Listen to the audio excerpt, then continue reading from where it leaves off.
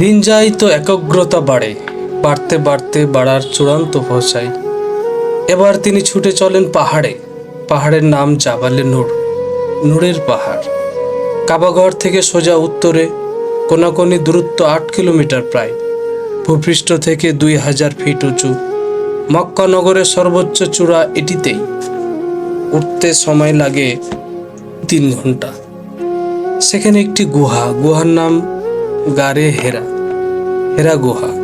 কোনো মতে দাঁড়ানো যায়, আরামসে বসতে পারবে একজন। ভূপৃষ্ঠের বহু উপরে, লোকজন দূরে থাক, কাকপক্ষীও নেই। সারা শব্দহীন প্রায় সোজা দক্ষিণামুখী হয়ে বসলেই নজরে আসে কাবাঘর।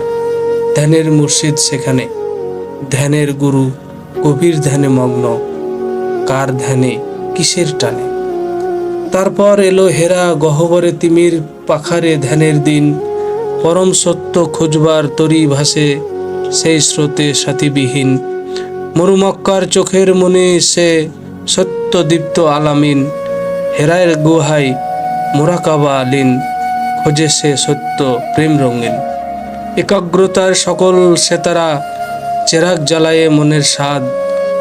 খোঁজো হে সাধক মনোপরম সত্য স্রষ্টা আল আহাদ।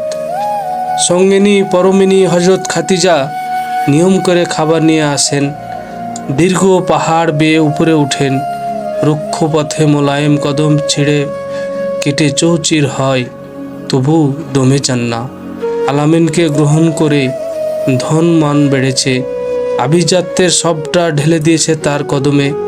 দাসীরা যার সেবায় নিমগ্ন থাকত এককালে, সেই গৌরবিনী পরিণত হলেন মুহাম্মদের দাসীতে।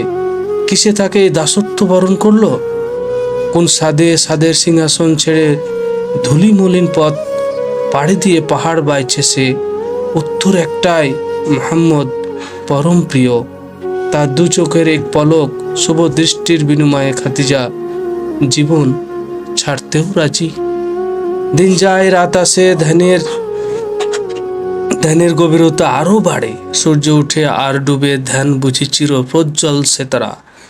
তার যেন উদয় অস্ত নেই, চাঁদের জ্যোৎস্না মিইয়ে যায়। ধ্যানের শিখার দীপ্তি বাড়ে, লু হাওয়া সেই শিখার আরো প্রখর হয়। পাহাড়ের গা উত্তপ্ত হয়, পাথর ফাটবে বলে আশঙ্কা জাগে। মুহাম্মদের ধ্যান চিরস্থির, তার কোনো শঙ্কা নেই। ভয় ডরহীন, কোনো কিছুতেই টলে না। সূর্যের তাপ, পাথরের ভাব, উত্তপ্ত লু হাওয়ার জেরে শরীরের চামড়া গলছে না, সেদিকে ভ্রুক্ষেপ নেই। কে যেন তাকে চ্যালেঞ্জ ছুড়েছে, ধ্যানের দেশে সবটা ভোলা যায় না। তিনি যেন প্রমাণ করে ছাড়ছেন, নিজেকেও ভোলা যায়। কে যেন তাকে বলে দিয়েছে ধ্যানমগ্ন কিভাবে হতে হয়। সেটা একবার দেখিয়ে দাও যুগান্তরে, যাতে সত্য সন্ধানীরা ধ্যানী হতে শিখে, সত্যের দিশা পায়।